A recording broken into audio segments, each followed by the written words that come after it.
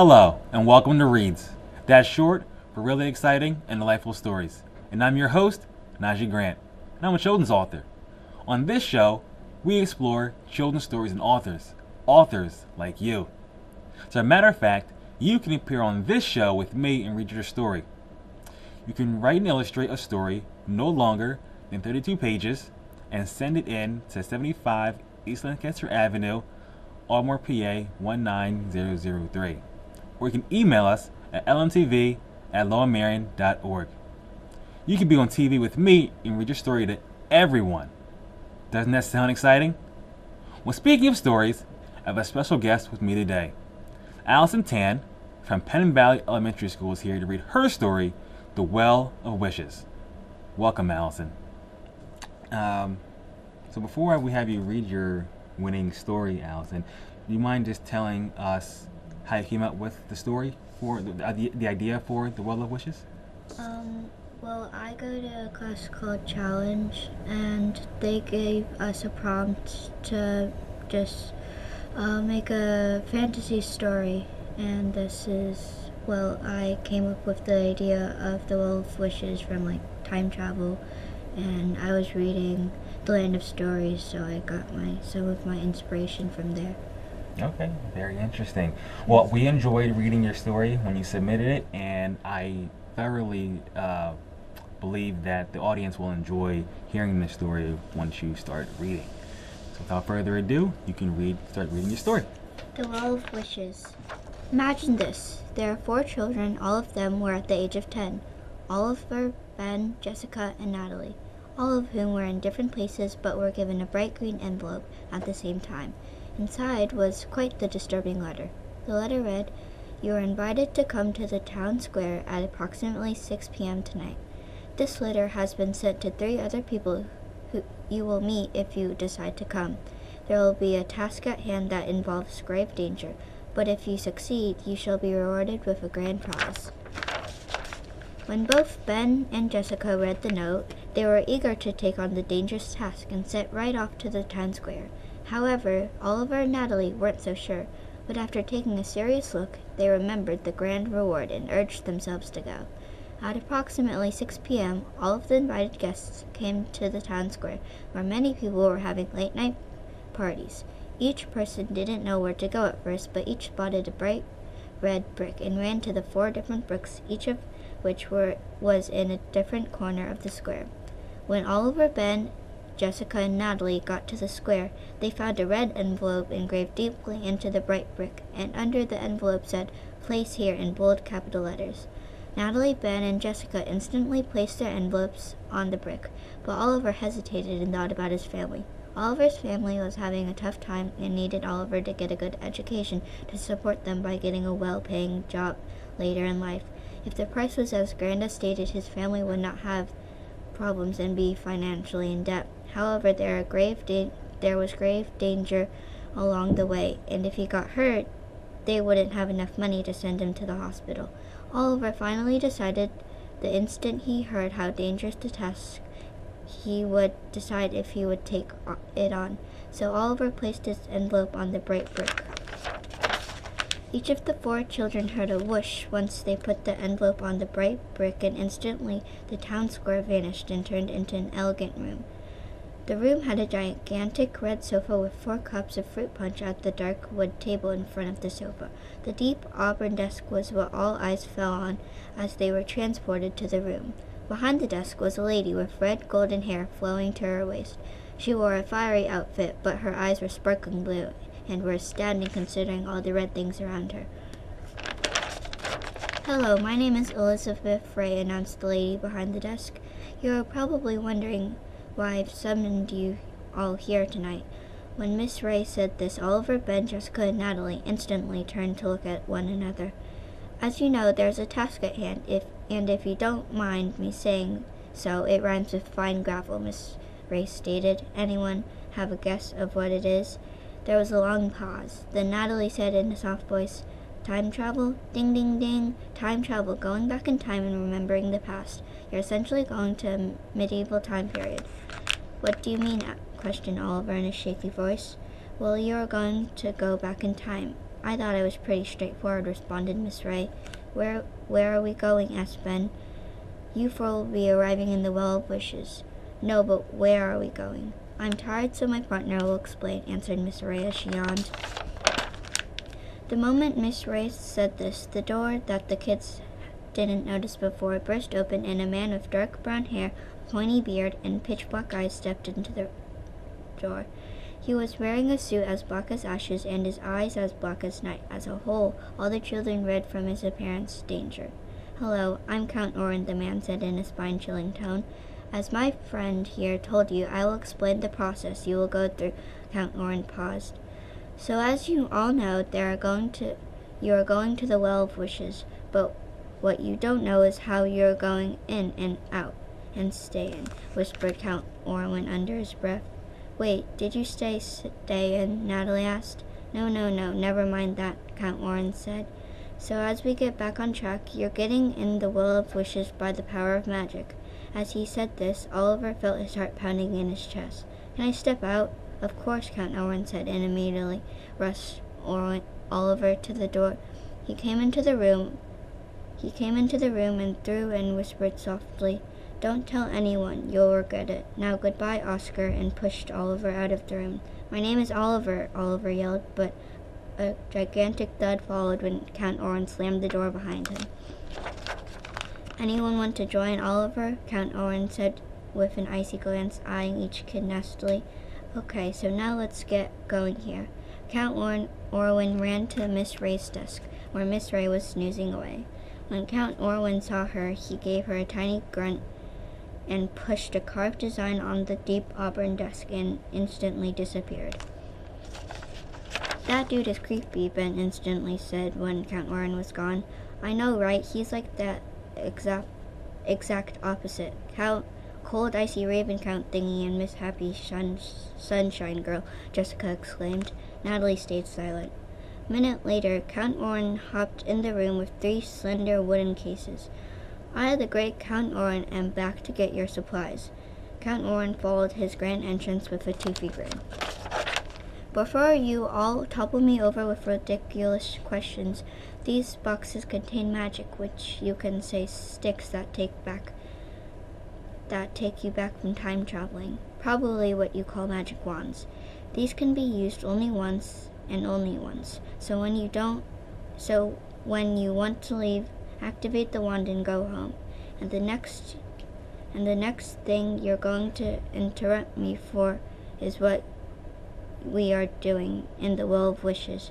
Well, there you will each complete a challenge, and if you complete it accurately, you will go to the Well of Wishes, where you will be given a wish, your special prize. Count Orwin suddenly threw the boxes to Ben, Natalie, and Jessica. Open the boxes and take a look already, and we can get down to business already, Count Orwin groaned. Natalie opened her box and found a warm hickory-colored wand with deep engravings of vines swirling down. Wrapped in crimson red velvet, Jessica found a walnut-colored wand with 6 different flowers surrounding the handle. Ben discovered a caramel-brown wand with lightning bolts shooting out from all sides. But what all eyes fell on was Count Orwin fingering 2 wands with birds hovering over light flames. The kids instantly knew the wand belonged to Miss Ray. The second, a midnight black wand with 2 fierce-looking dragons and 6 identical bats hovering over them. Oh, I didn't know you rascals were that nosy to stare at people like that, Count Orwin said in a nasty tone, and stuffed the 2 wands in his pocket. We're sorry, Natalie said in a quiet voice. You'd better be. Now I shall wake up my lazy assistant. As Count Orwin said this, he spun the blazing red chair. Miss Ray was sitting and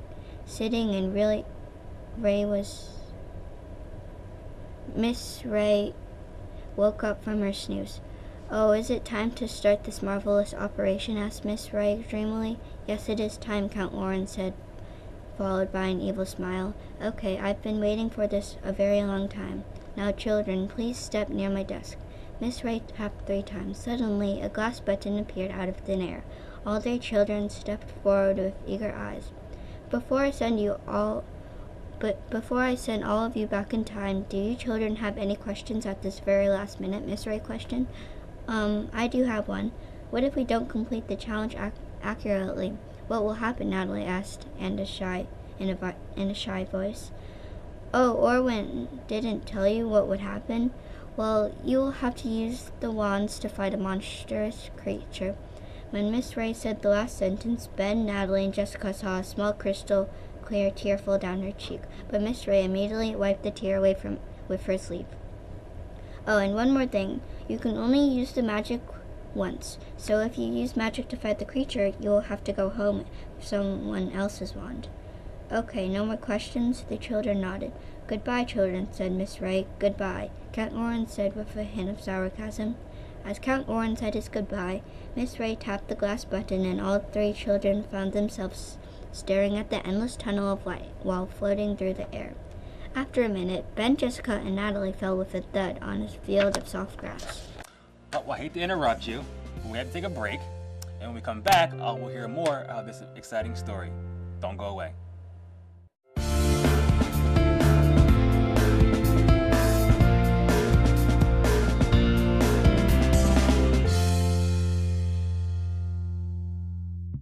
And welcome back to Reads, that's short for really exciting and delightful stories. We're going to pick up where we left off with our story. Where are we? Jessica asked in a dazed tone. The Will of Wishes, duh, Ben answered sarcastically. After Ben said this, a boy about 3 years younger than all three children came running towards them. Uh-oh, we have company, Ben said in a fearful voice. Ha, you're scared. I bet that kid is just gonna yell at us. I think I could just push him and he would start crying, Jessica exclaimed. Yeah, I think so, the dark brown-haired boy said and raised his eyebrows. Yeah, I guess, Jessica answered and put her hands on her hips. Okay, if you all answer my question correctly, go to that well all the way out yonder. As the boy said this, he pointed to a well with a tan-colored bucket, but they couldn't quite make out what was on the bucket. Okay, you first, Jessica, the boy smirked. How do you know my name? Jessica asked rudely. I'm Magic, the boy said with a sly smile. Okay, here we go then, Jessica. Here's the first question. What is this picture showing? As the boy said this, he reached behind his back and pulled out a tattered card that showed. Think before you answer, Jessica, Natalie yelled out. When Natalie said this, the boy shushed her. Natalie thought for a long time, but then said out loud, It's a horse, obviously. Ha, and you said you could beat me. Well, in this case, you're wrong. Please stand in that little patch of dry grass, the boy announced. You're not making me go anywhere because... Jessica's statement was cut off as she flew through the air into the dry patch of grass. Well, you forgot one thing, little boy. I can just walk out of this patch of grass. After Jessica yelled this rude statement, she tried to pick up her left foot, but it didn't budge. What's happening? Jessica exclaimed. You're stuck, Natalie mumbled. Oh, thanks for reminding me, Natalie, Jessica groaned. It's your question, Natalie. As the boy said this, the mysterious boy pulled out a card from his back. Figure this out. The card read, Who's the most powerful witch or wizard? Nicholas Flamel or Fairy Godmother? Natalie thought for a minute. Well, neither were better because Nicholas Flamel was an alchemist and Cinderella's godmother was a fairy, not a witch, Natalie answered. You are correct, Natalie. Please stand behind me. Okay, Ben, please come forward, the boy said. Ben stepped in front of the mysterious boy. Okay, so your test, Ben, is a little different and more challenging. Uh-oh, Ben replied. You will get ready for it. Guess my name. As the boy said this, he clapped with delight. Ben smacked his forehead and Jessica snickered. But of course, you will get clues. My name starts with an M and ends with an E. The boy said this with a mischievous smile. Ben didn't take long to answer. He shouted out Miguel. The boy known as Miguel stared in awe at Ben and managed to mutter, Oh, yes, correct. How did you know? My brother's name is Miguel, Ben said cheerfully, and relieved that he passed the test. Wait, are you guys spelling Miguel like M-I-G-E-L-E? Natalie asked. Yes, Miguel and Ben said in unison. That's the weirdest spelling for Miguel I've ever heard, Jessica suddenly exclaimed. Oh, that reminds me, Jessica. Now follow me, all of you, Miguel said. I'm not going anywhere. First of all, because you glued me here, so I can't move. Second of all, I, Jessica Melody Peters, will always speak my opinion, and right now my opinion is you, Miguel, are not taking me anywhere, Jessica announced. Well, I will respect your opinion and leave you there, Miguel said calmly. Thank you, Mr. Miguel, Jessica said and crossed her arms. Well, just get your battle to come here. And when they come here, I'll unlock your feet, Miguel said calmly. Wait, what? Jessica screamed with wide eyes. Step back, Ben and Jessica, they're coming. As Miguel said this, the noise of stomping filled the air. Eventually, out of the woods came a surprisingly small dragon. Well, it was twice as big as Jessica, but small for a dragon. Jessica, use your wand, Natalie shouted. Jessica used Natalie's advice and pulled her wand out of her hair, which she used to secure a bun, and a whole mop of blonde hair flipped over her face. The dragon came closer to Jessica, and she could see the dragon clearly now. It was a black dragon with sharp spikes running down its back. The dragon reminded Jessica of Count Orwin.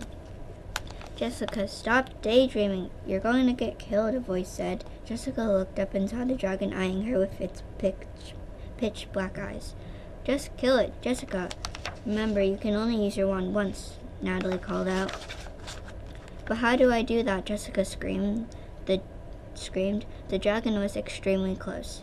Natalie was racking her brain with ideas. Could Jessica use a spell like in Harry Potter? No, this is in the medieval time period. But maybe, just like in other magic, Jessica could just think what she wanted the wand to do. It was worth a shot. Just after Natalie was processing her thoughts, she heard a scream and Ben yell, "Run!" Natalie looked up to the dragon. The dragon was taking off in the sky and swooping down, breathing scorching hot flames.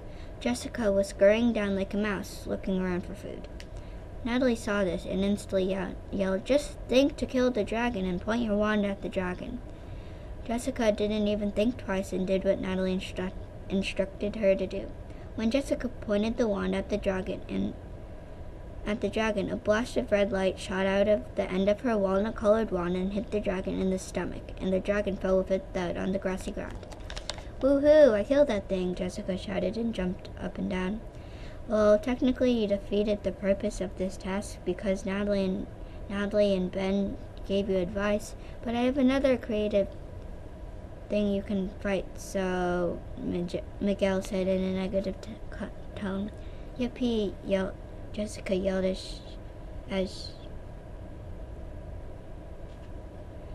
Yippee! Jessica yelled as a shattering sound filled the air. Jessica screamed, your wand broke, and I learned this before because Natalie said you can only use your wand once. The wand you had is called a unitary conjuration wand.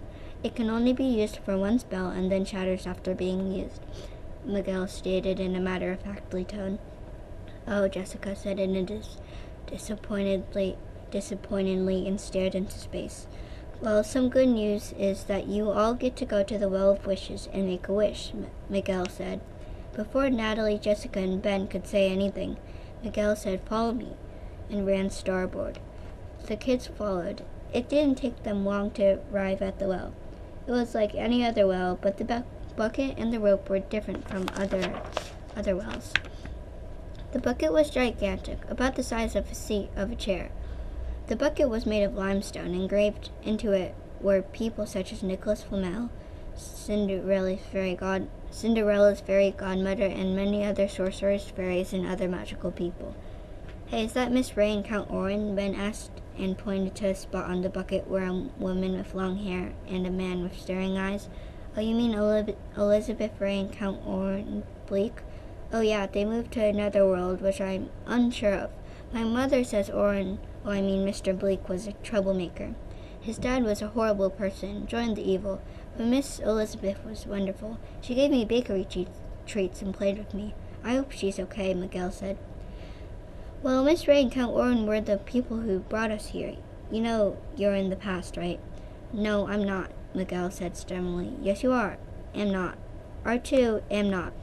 Guys, just let's get this done, okay? Natalie exclaimed to stop the fighting. So to get your wish, you must meet a special person. After Miguel said this with a smile, Miguel stepped into the limestone bucket.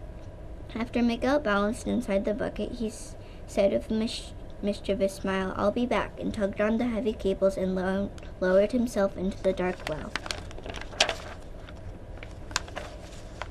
This was the first time Natalie, Ben, and Jessica noticed how deep the well was. I can't believe we get to go make a wish. Ah! Screamed Natalie and jumped up and down. What's the screaming about? Came a voice from the well. Natalie stopped jumping. Miguel, what are you doing with a bird? Natalie asked, astonished. I'm not an ordinary bird. I've been a human, just like you, but Oren Blake turned me into this bird form, the bird politely responded. Ma'am, could we just make our wishes? Ben asked with bleeding eyes. Sure, Ben, answered the bird. Since you're the one who brought up the topic, why don't you tell me your wish first? Ben thought hard. He always heard his parents complaining about taxes, so he decided to choose less expensive taxes. He finally answered to the bird's questions and responded, Can I have $1 tax each year? Of course, Ben, your wish has been granted, the bird said calmly. Now, who would like to have their wish granted next? Me, Jessica shouted and shot her hand up in the air. Is that okay, Natalie? The bird asked. Of course. I don't mind, Natalie responded. Okay, good then, Jessica. What's your wish? Jessica immediately exclaimed, to live until I'm 771. Are you sure? The bird asked with a concerned look at Jessica. Of course. Okay, your wish has been granted. Now, Natalie, have you thought about what your wish is? The bird asked. Yes, ma'am. Can I please have a free college tuition? Good choice, and of course you can. Thank you, Natalie exclaimed. Okay, kids, I think you should go home now, Miguel said. Who are you calling kids? Jessica said and put her hands on her hips. Miguel sighed and rolled his eyes. Just use your wands already, Miguel said with frustration. Hey, how am I going to get home? Jessica asked. You can come home with me, Natalie said politely. Okay, just think what you want the wand to do, which is bring you back home. Goodbye, farewell, Miguel said, enraged. Hey, my wand isn't working, Natalie said. Mine neither, replied Ben. That's odd, maybe. Miguel's sentence was cut short when balls of light came from Natalie and Ben's wands. Projected through the light was an image of Count Orwin. Hello, Count Orwin said nastily. You are probably wondering why your wands are not working. Well, I disabled them. Count Orwin exclaimed, which was followed by a wicked laugh. Orwin Blake, how could you? The bird called out. Oh, hello, Martina. Long time no see. Anyway, you brats are probably wondering how I disabled your wands. I did it with this. After Count Orwin said his last sentence, he pulled out a fiery red wand. I knew something was suspicious when you put Miss Ray's wand in your pocket, Natalie said and smacked her forehead. Anyway, how does Miss Ray not know you're telling us this info? Jessica asked. Oh, Jessica, don't you know she's snoozing off like she always does? Count Orwin stated with an evil grin. Anyway, good luck getting out, Count Orwin said and closed the projection. Oh no, how am I going to get home? Natalie said fearfully. I have an idea. You can use my wand. It's handcrafted and is practically brand new. It probably has what it takes to bring you back home. As Miguel said this, he pulled out a wand which was like any ordinary wand but was green. Are you sure that we can just take your wand from you? Natalie questioned as Ben took the wand from Miguel's hand. Of course, we can always just make another wand, Miguel assured Natalie. Okay guys, let's do this, Jessica said. Bye, thanks for your help, all the kids said in unison, and after saying their goodbyes, they heard a whoosh. Suddenly, the magical world was gone. Instantly, when they got to the elegant room, they heard Miss Ray's voice screaming. Orwin, you are such a wretched person. I knew the influence from your dad would take its toll on you someday. Elizabeth, it's always been my character, and I would have done it to you, but you would refuse to go, Count Orwin answered. Don't make me use my wands, Orwin.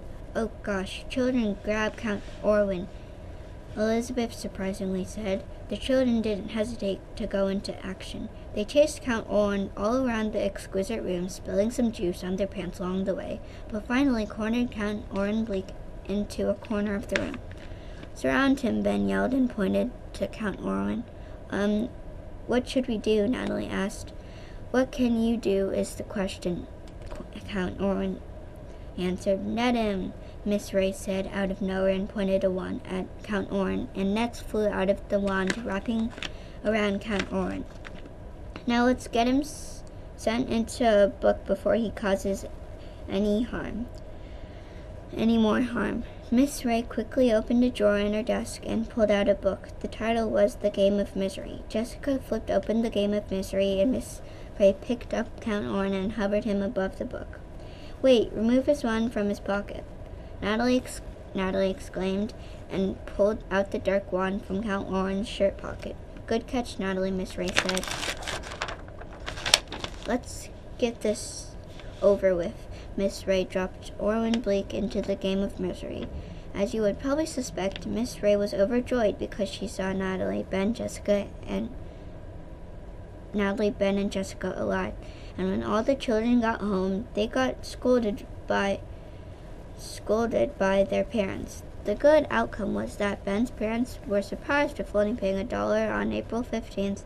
Natalie had free college tuition and she got into MIT, and finally Jessica lived a full life with many different adventures, but all unlike the Well of Wishes. This is the story of the Well of Wishes. The end. Very good.